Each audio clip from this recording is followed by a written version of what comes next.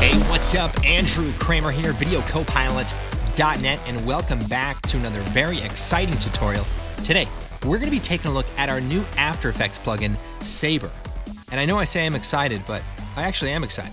Not like those other tutorials where I just say I'm excited because that's my thing, but I really am excited. So let's take a look. Oh, shoot. Turn that off. That's the wrong video. Try this one.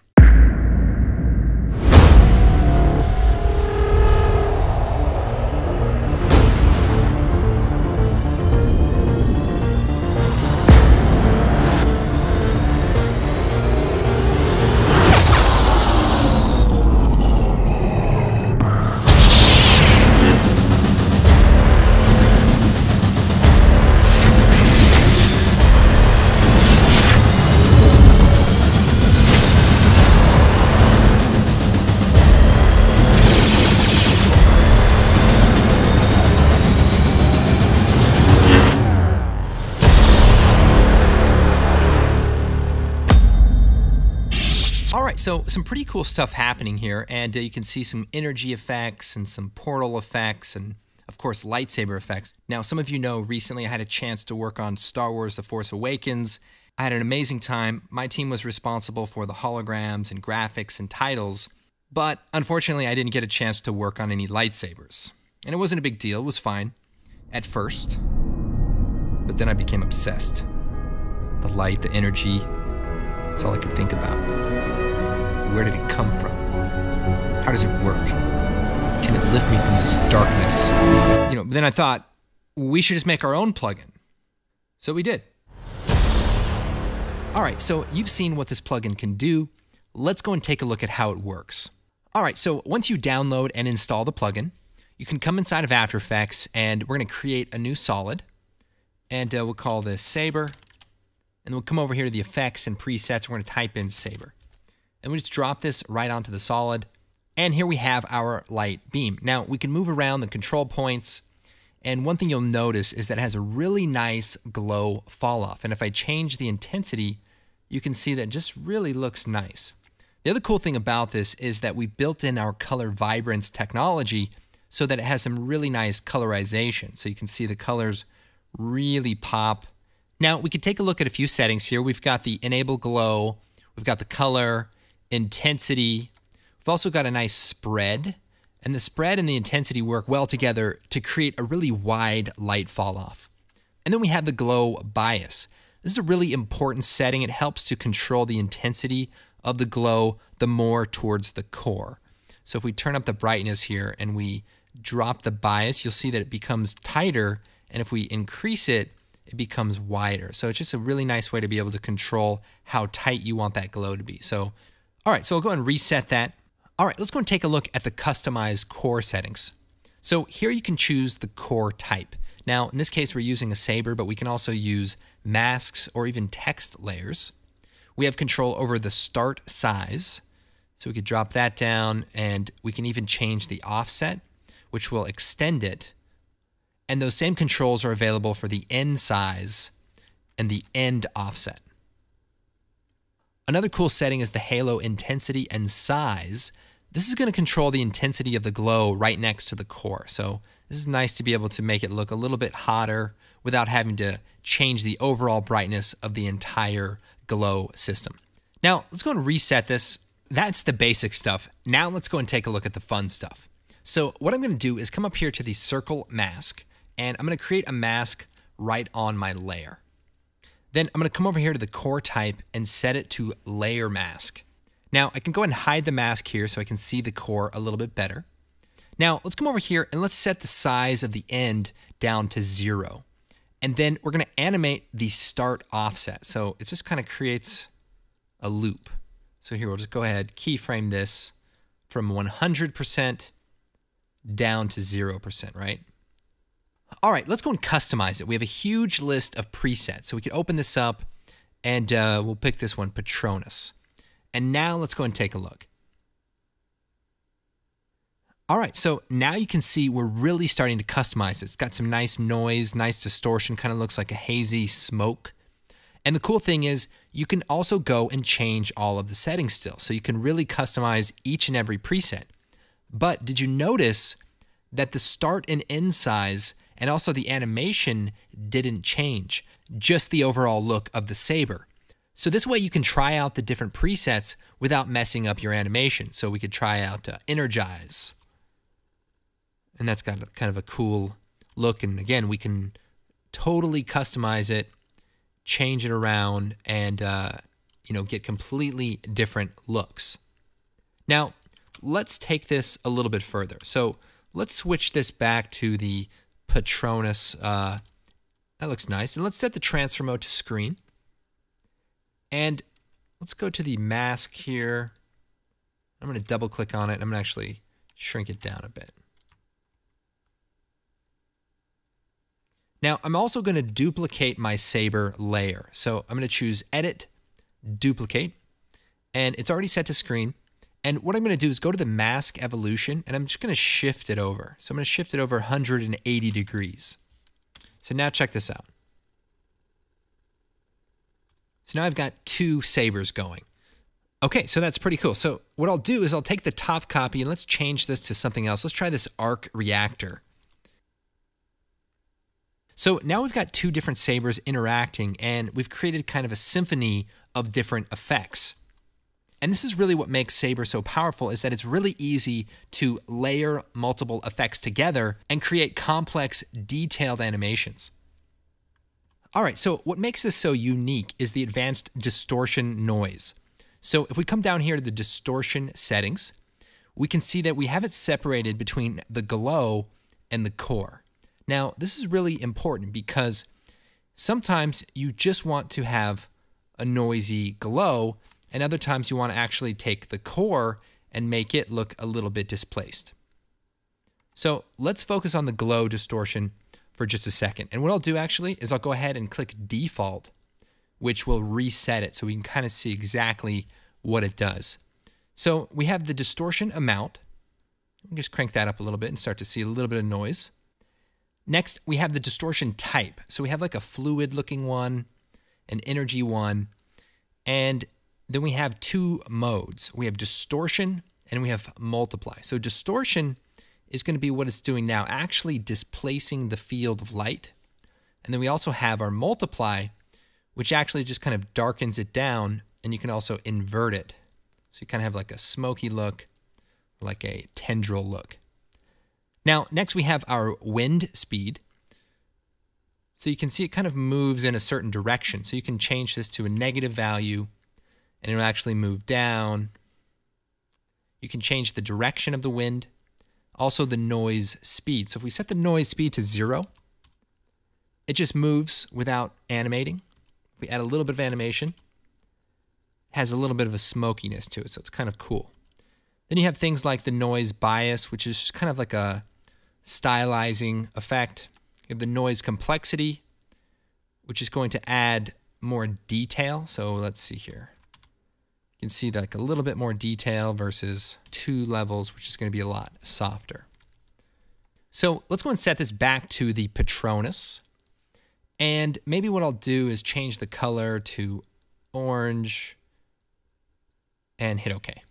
Now, another thing I like to do, it's not necessary, but I like to add an unsharp mask. And this is just going to sharpen up the detail a little bit. So it's just kind of a nice bit of crispness that you sometimes lose in the fractal. So I think that looks pretty good. So with this setting on, what we can do is we could play around with the wind. So let's set the wind to say 2. And you can see it's moving upwards. Now check this out. There's actually motion blur for the wind. So sometimes when you have a fractal, it can look a little bit computer generated. But when you turn on the motion blur, it can look a little bit more organic as it moves upwards. All right, so now let's go and take a look at the core distortion. So we'll go and open that up. We could turn this up a bit, and this is going to create a really interesting effect right around the core. And all the same settings are here. You have your fractal type, turn the amount down, and you can really start to create some nice looks. Now, here's a really important thing I want to show you, and that is the way that the alpha channel works with the mask. Now, remember, we added a circle mask to our layer. So what I can do is, so we'll scroll down here and we see the alpha mode. Now currently it's disabled, but if we turn on enabled masks, it'll actually show what the transparency would look like. It actually crops out the outside of the mask. So this can be a really cool feature because now you can kind of see what the effect looks like kind of inside of a shape.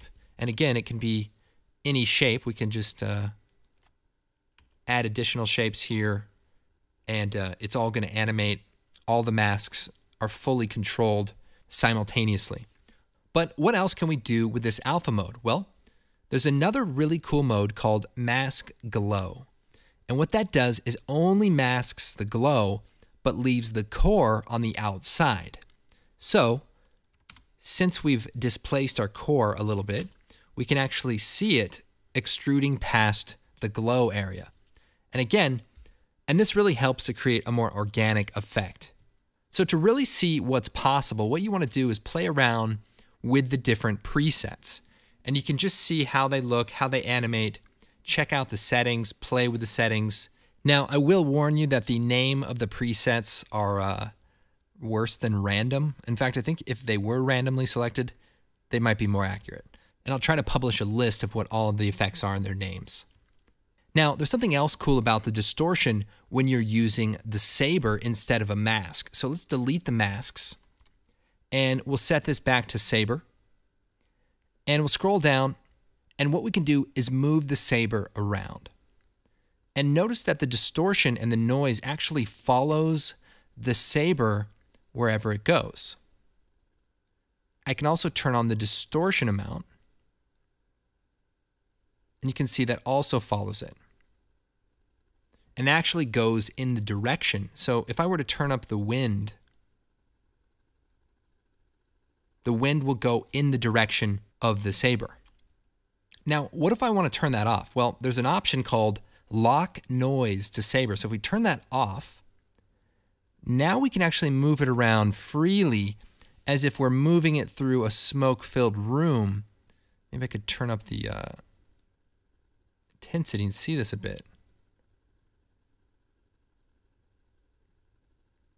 So depending on what you're trying to do, this can be a really cool way to create laser blasts or other cool effects that actually pass through space. Now, one other setting here, so let's go and switch this over to the arc reactor, so kind of an electrical mode here. And the way that this is looking electric is simply the distortion of the core. Now, there's an option here called blend on top. So if we turn that off, it'll actually get rid of the core, or you could turn it back on. So it's just a way to be able to create a saber that has its base core, but just has a little bit of noise on it, like a particular character in a particular Star Wars movie. I'm not saying who it is, but I'll bet with a little bit of work. And of course, you could turn up the noise speed.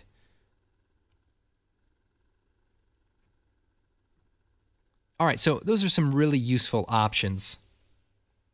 And again, in this example, you can see that this blue beam shoots down, but let's say we want it to shoot into the ground. Well, what we can do is turn up the wind speed and maybe even a little bit of motion blur.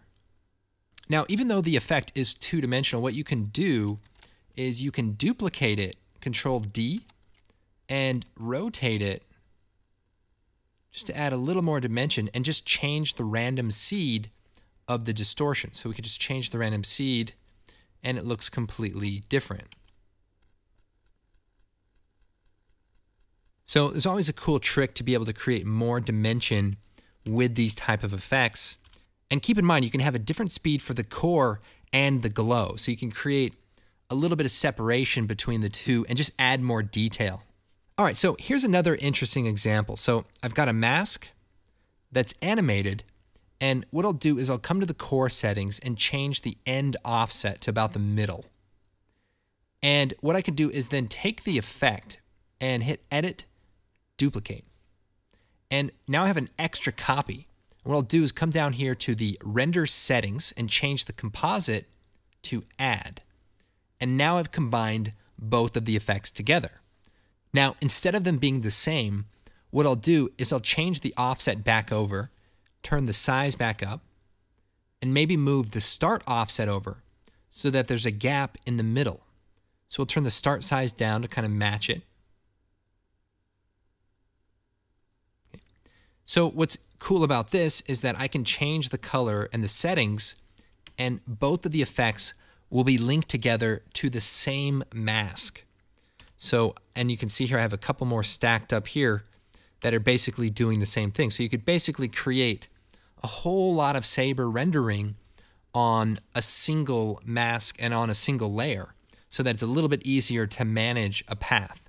And of course, you can use expressions to link masks together and things like that. So a lot of different ways to work with this effect. After looking at these examples, you'd think that Harry Potter was actually the thing that inspired this plugin. All right, let's go and take a look at a few different title examples. So here's a combination of two separate layers, and we can kind of see what that looks like. Now, same thing here is I'm just animating the end offset along with the mask evolution. Now, again, it's nice because you can really try out some different looks simply by switching the presets. Now, in this example, we have some text created with Element 3D, and we're simply overlaying a nice edge design that's animating on with a little bit of energy, so it kind of has a cool sort of backlit kind of look. It also looks cool to animate the wind, so it kind of looks like it's pushing away from the surface a little bit. So see how that looks.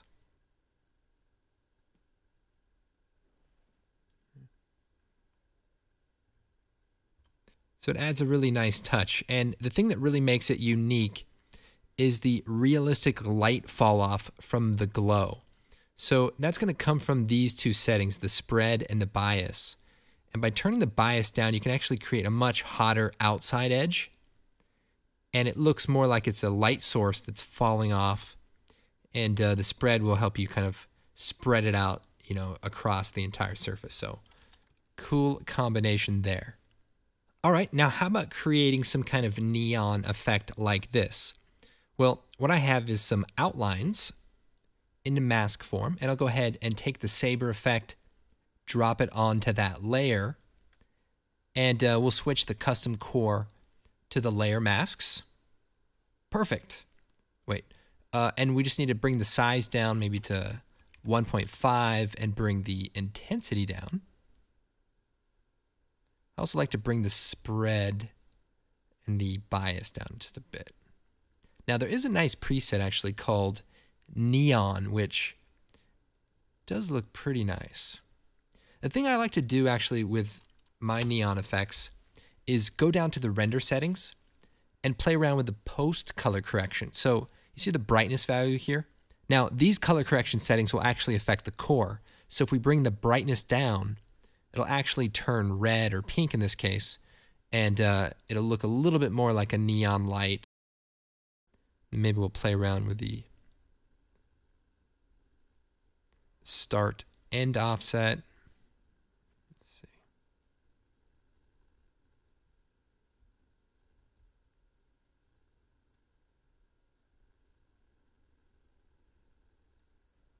So this is pretty cool, and just, you know, just a matter of playing around with the settings here. Now, this is where you can have fun with the light settings. So you might bring this in really tight.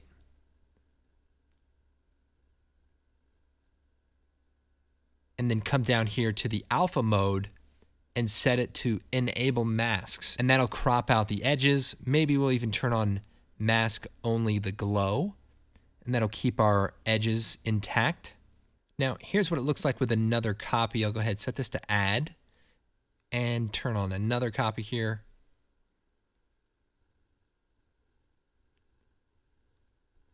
So that color combination looks really nice, and pretty much any color combination, strangely, you'll just see some really just great looks just because light tends to blend together really, really nicely. Let's see, I have another layer here with some kind of like fiery effect. I think I just used the energy preset. I don't know. This is like Empire Steakhouse now. It's great. Now, another really fun example is this right here.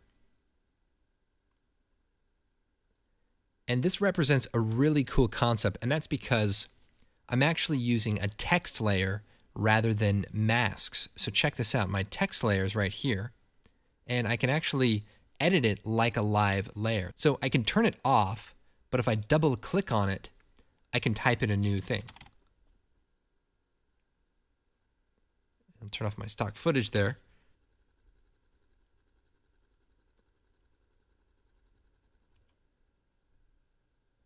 And basically with these two layers, you have one that has kind of a nice smooth edge, and then one with a little bit of a fiery edge.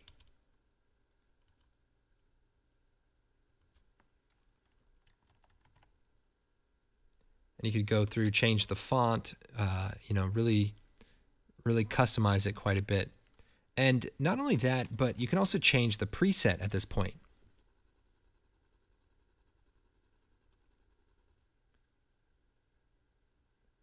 And just to give you an idea on how this works, basically what you do is you switch it to a text layer, and you set the text layer to your editable text layer, and it simply uses that just like it would any kind of a mask.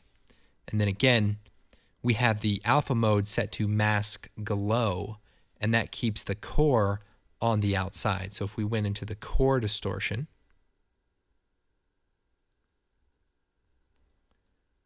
we would see that effect on the outside. That was actually kind of something I was doing in some of my other examples, was using a color, right, and turning off blend on top and turning up the distortion and animating it down to 0. And that combination with the fire layer will just give it a little more of an organic kind of reveal.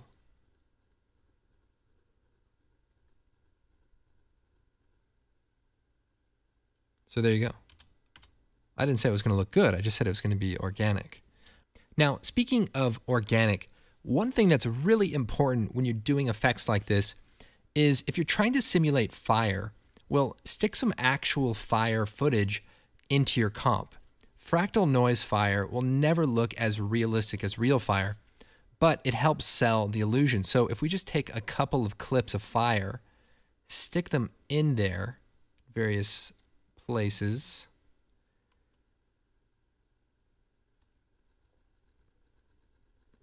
you can see that it really helps sell the effect, and it doesn't take that much work just to make it look a little bit better.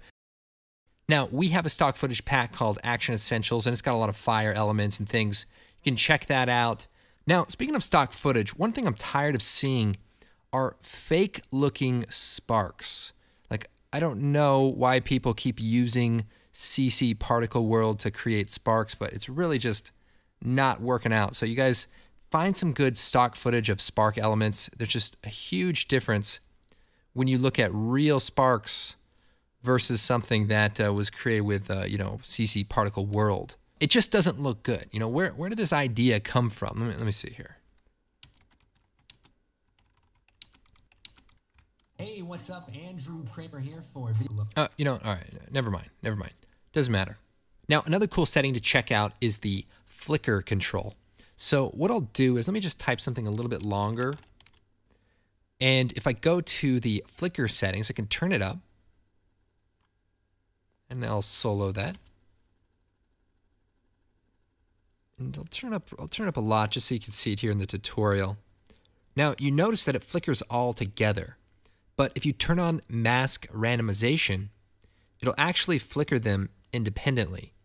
So now we can turn the value down here. And that just gives it a really nice, you know, organic look. Now, obviously, it doesn't need to be that intense, but just a little something to create some separation. You know, also just gives the fire a little bit more life. Here's another cool example of like a liquid nitrogen effect. And it actually has a little bit of dimensionality because I made multiple copies.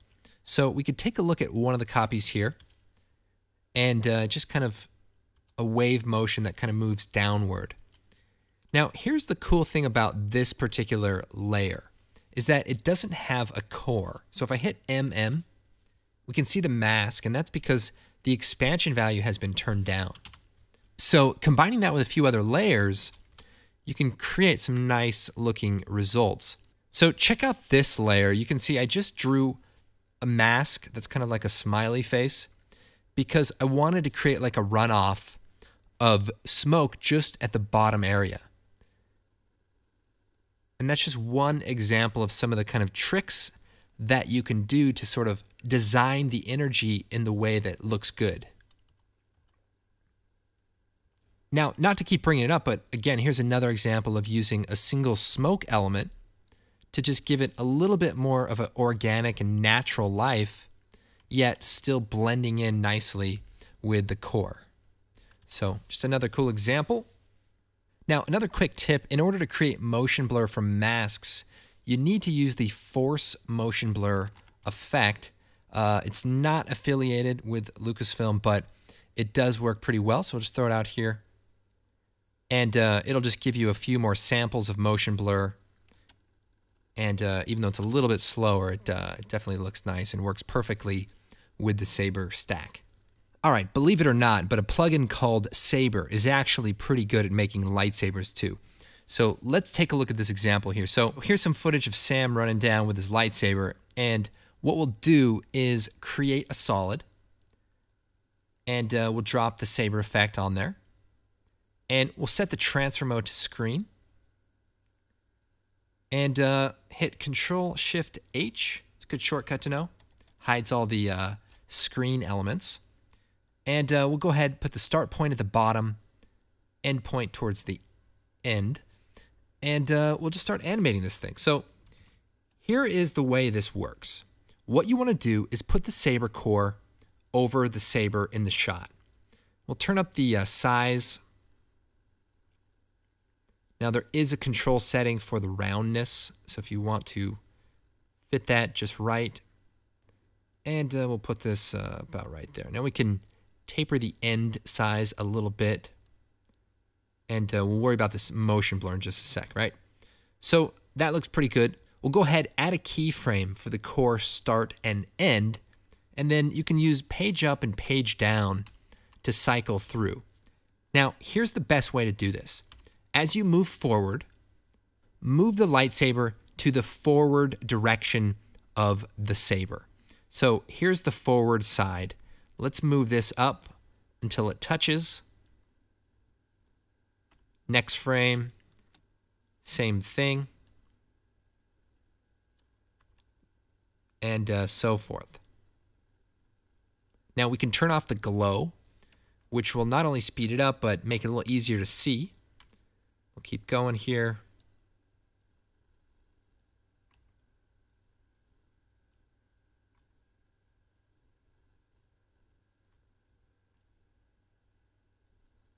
Okay, and this is kind of weird, but check it out. It's kind of...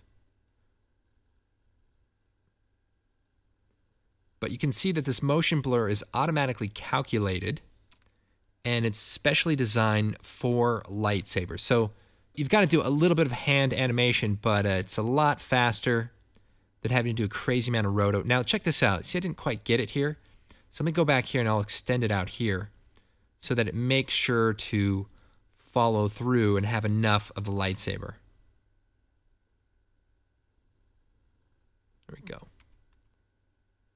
Now, sometimes what happens, this is just an important tip for After Effects users, sometimes your frame gets cached and it doesn't update based on the animated keyframes around it. And it's always a good policy to purge your memory from time to time if you're running into any kind of odd issues. So we'll keep forward. Do a couple more keyframes here.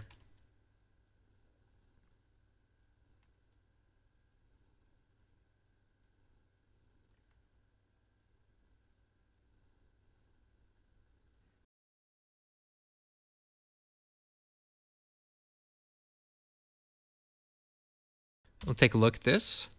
So already this is looking pretty good, and The glow looks great. Here's a few tips on getting it to looking better. First of all, adding a little bit of flicker is going to be a nice touch.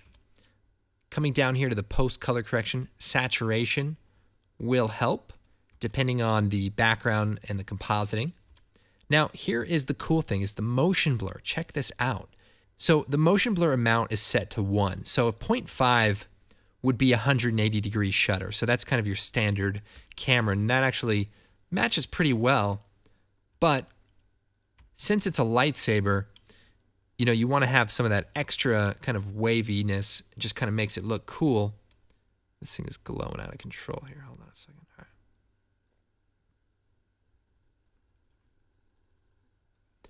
But what's nice about it is that there's a blur phase, and you can actually just shift it back and forth in time. So it's like a temporal thing, but it makes it really easy to be able to either increase or decrease the amount of motion blur. So just enough to cover the saber, and then the ability to shift it forward and back along the same vector. So it's very, very fast and very, very easy. And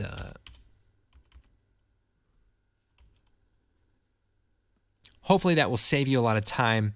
Now, I understand that there's possibly some lightsaber purists that would prefer to hand roto. And if that's the case, let me show you what you can do. If you reset the plugin, what you can do is go in there and draw your handmade roto.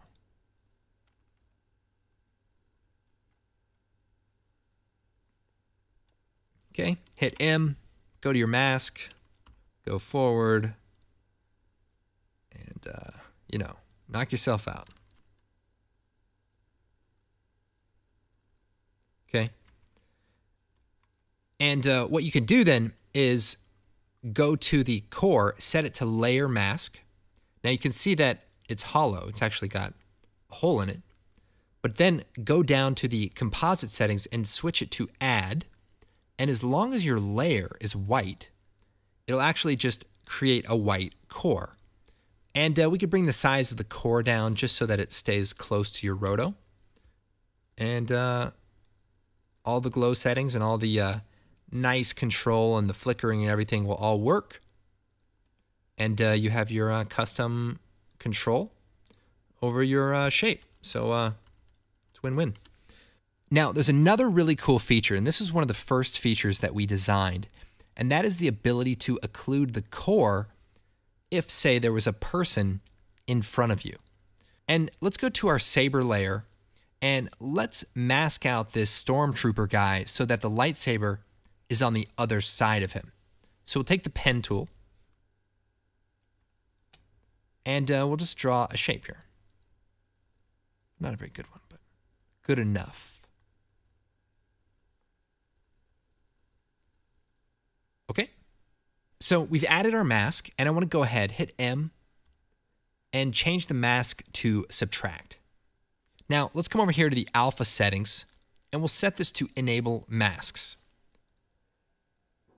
All right, so we've rotoed this out, but now we have a hard edge right here, and that nice halo, that nice glow is getting cut off. And this gets a little bit tricky. So that's why you want to turn on the mask core mode. What that will do is mask out only the core and actually render the glow on top of that layer. So you can actually see that the results, it's almost like a light wrap. It's very realistic, and you can get it glowing over the top of the edges. And then of course you can still refine your mask as needed, but the integration is just much more realistic, and you don't have to deal with a bunch of extra layers and light wrap and all that craziness that comes with this. So hopefully that will save you guys a lot of time when you have multiple actors fighting in a scene and you need to be able to roto out sabers in front and behind various things. I'd like to imagine that there's one guy who just finished his lightsaber fan film, and that feature just blew his mind. He spent the better part of 2 years rotoscoping out his friends, and he watched that feature and he can't believe it. All right, well, I hope this tutorial's helped to show what is possible with the new plugin SABER. And as always, be sure to combine different tutorials, shockwave, sci-fi effects. There's so many different techniques that you can actually bring together and just make everything that you guys do just be that much more impressive. And speaking of which, if I may just take a moment to reflect on Video Copilot having been around for 10 years.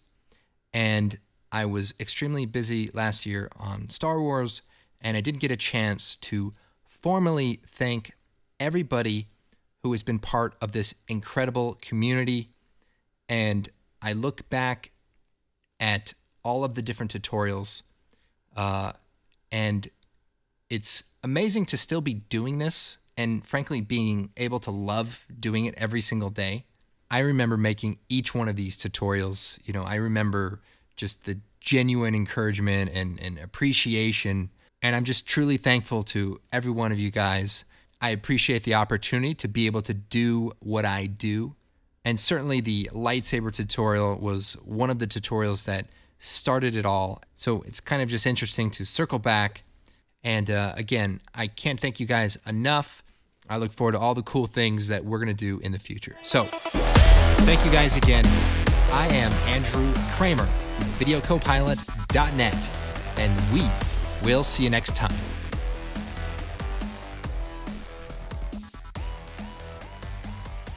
I wonder if this lightsaber somehow set off a chain reaction of events so that I could one day work on a Star Wars film. I don't know. I do know one thing, though. This planet explosion tutorial didn't help anybody. This is terrible. Look at 1 million people watch this. I feel bad for them. I'm sorry.